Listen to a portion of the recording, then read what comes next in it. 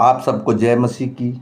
आज तारीख है 26/8/2025 और हम सुबह का वचन पढ़ेंगे। हम पढ़ेंगे कुरिन्थियों की पुस्तक में से पहली कुरिन्थियों और उसका 8 अध्याय।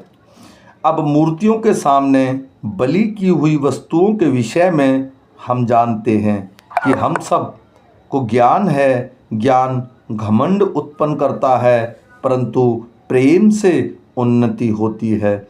यदि कोई समझे कि मैं कुछ जानता हूँ, तो जैसा जानना चाहिए वैसा अब तक नहीं जानता।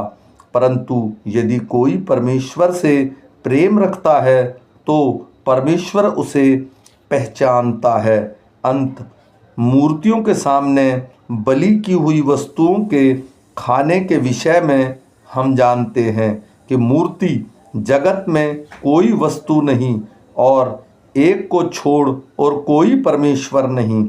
यद्यपि आकाश में और पृथ्वी पर बहुत से ईश्वर कहलाते हैं, जैसे कि बहुत से ईश्वर और बहुत से प्रभु हैं, तो भी हमारे लिए तो एक ही परमेश्वर है, अर्थात पिता, जिसकी ओर से सब वस्तुएं हैं और हम उसी के लिए हैं। और एक ही प्रभु है, अर्थात प्रभु यीशु, जिसके द्वारा सब वस्तुएं हुई और हम भी उसी के द्वारा हैं। पर सबको यह ज्ञान नहीं, परंतु कुछ तो अब तक मूर्तियों को कुछ समझने के कारण मूर्तियों के सामने बलि की हुई वस्तुओं को कुछ समझकर खाते हैं और उसका विवेक निर्मल होने के कारण अशुद्ध हो जाते हैं। भोजन हमें परमेश्वर के निकट नहीं पहुंचाता। यदि हम न खाएं तो हमारी कुछ हानि नहीं, और यदि खाएं तो कुछ लाभ नहीं। परंतु सावधान, ऐसा ना हो कि तुम्हारी यह स्वतंत्रता कहीं निर्बलों के लिए ठोकर का कारण हो जाए।